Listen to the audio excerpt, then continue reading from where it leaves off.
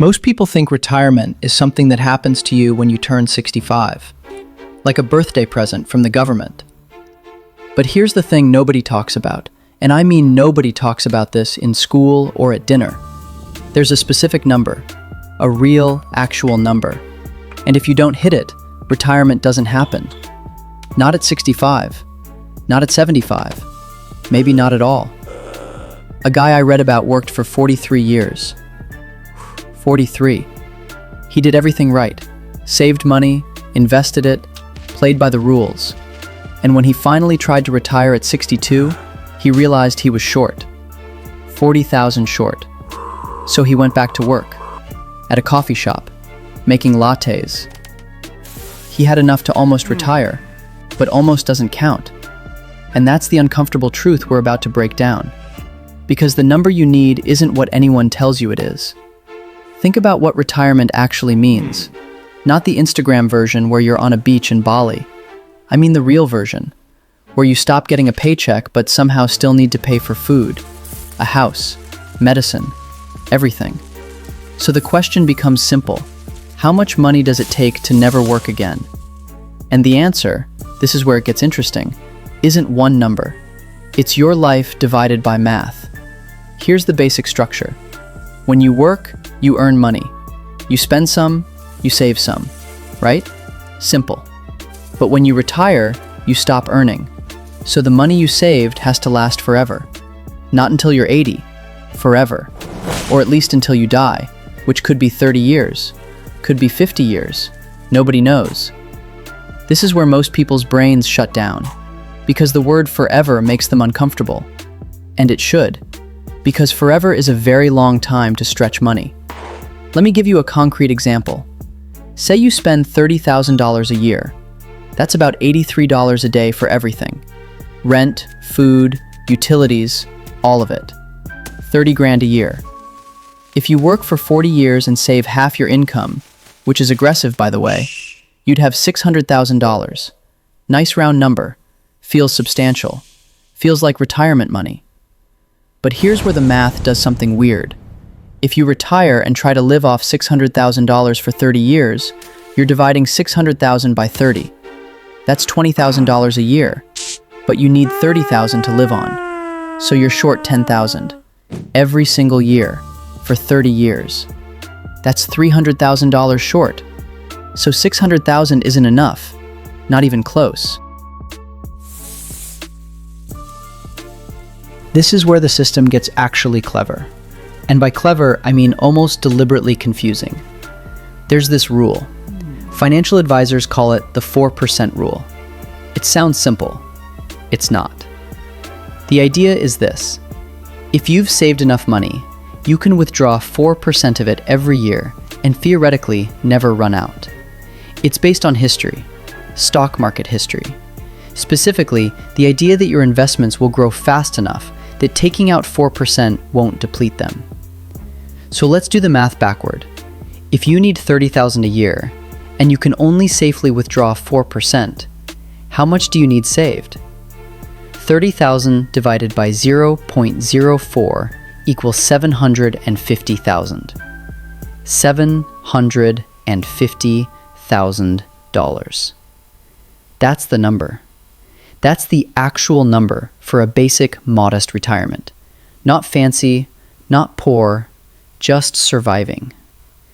Now, and this is important, that assumes you never get sick, that you never need a car repair, that you never have an emergency. Because the 4% rule has no buffer. It's the mathematical minimum.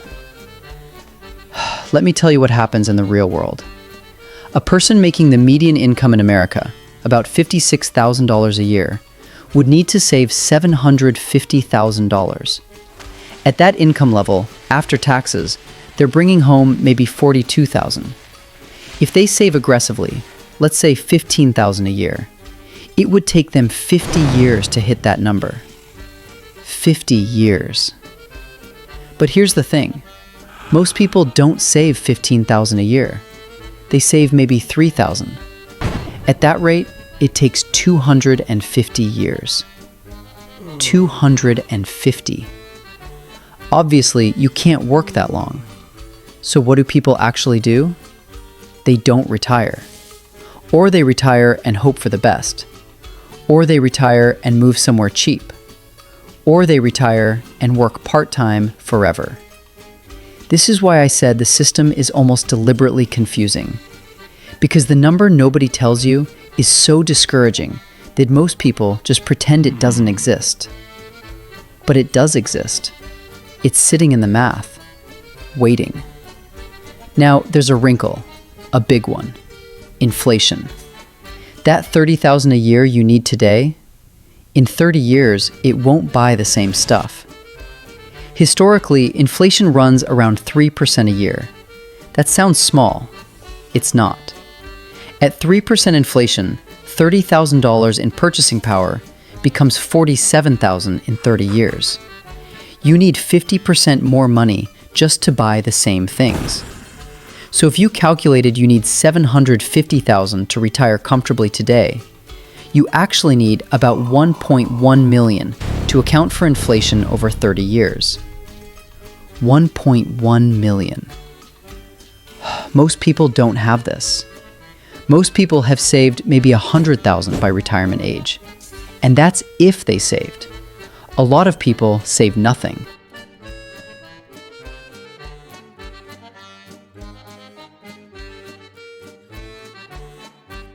Let's talk about where the system gets actually dark. Because there's a reason rich people don't worry about this and regular people do. Investment returns aren't random. They compound. That means money makes money. That money makes more money. It accelerates. If you invested $750,000 in a basic stock portfolio and it returned 7% a year, which is historical average, you'd earn $52,500 in the first year. That's 7% of $750,000. The next year, you earn 7% of $802,500. More money, more earnings. It compounds. This is called the miracle of compound interest. Except it's not a miracle if you're wealthy. It's just math. Money working for you while you sleep. But, and this is the catch, compound interest only works if you already have money. A lot of money. If you have $50,000, 7% return is only $3,500. That's not enough to live on. So the system creates this weird gap. Rich people's money works for them. Working people have to keep working. There's also this thing called sequence of returns risk. Fancy term, simple problem. Say you retire with your $750,000. Day one of retirement, the market crashes, drops 30%. You now have $525,000, but you still need $30,000 that year, so you withdraw it. Now you have $495,000. The next year the market is worse. You withdraw again. Now $465,000. See how this works? You're withdrawing at the worst possible time. Your money's getting destroyed. By the time the market recovers, your pot is way smaller, and you never catch up. This happened to a lot of people in 2008. They retired. The market crashed. They were forced to withdraw, and they ran out of money in their 70s. This is why being just barely above the minimum is dangerous, because there's no margin for error. You see a lot of financial content online that says retirement is simpler than you think. Still $2.1 million. More than enough. Some gurus say you can retire on less. They talk about the FIRE movement, financial independence, retire early. Move to a cheap country, spend less. Boom, retired at 40. And sure, that works. If you're willing to drastically cut spending and move somewhere with a much lower cost of living. Thailand, Vietnam, Mexico. Your $300,000 goes way further. But most people don't want to do that. They want to stay where they are, where their family is, where they speak the language naturally. And in those places, $750,000 isn't generous. It's survival mode. There's also this narrative that Social Security will cover you. And it's true, sort of. If you're 67, Social Security in America gives you maybe $1,800 a month. That's about $22,000 a year, which is less than the $30,000 you need. So Social Security helps. It doesn't solve it. And Social Security only works if it exists when you retire. The system is underfunded. It's projected to run out of money in about 9 years. After that, they'll need to either raise taxes or cut benefits, probably both. A person retiring in 2050 might get 40% less than they're promised today. So you can't count on it. Not really. The reality is less sexy than the marketing. The reality is this. Most people need somewhere between $750,000 and $1.2 million to retire comfortably with any margin for error. Most people will have between $200,000 and $400,000. The gap is huge. The gap is real. And nobody talks about what happens when people hit that gap. Zoom out for a second. This is a problem that's getting worse, not better. Pensions used to exist. Your company would pay you forever after you retired. It was a guarantee. That's gone now. Most companies stopped offering pensions in the 1990s. Now you're supposed to save for yourself. And most people don't save well, or save enough. Healthcare costs are rising faster than inflation. A 65-year-old today will spend about $4,000 a year on healthcare. A 65-year-old in 2050 might spend $10,000. That changes the math. A lot. Longevity is increasing. That sounds good. It's actually complicating everything. People are living longer, which means their money has to stretch further, which means they need more saved. But statistically, people are saving less, not more. So we have a situation where people need more money, live longer, get less help from traditional sources, and have saved less. The trajectory is pointing in a bad direction. There are solutions, but they're uncomfortable. You could work longer. You could save more aggressively right now. You could spend less in retirement. You could move. You could hope the government does something. Most people are banking on hope. That's not a plan. Here's the question that actually matters. If you knew the exact number you needed to retire, would you actually hit it? Not in some theoretical future where you get a raise and suddenly save 30% of your income. In reality, with your actual salary, your actual expenses, your actual discipline.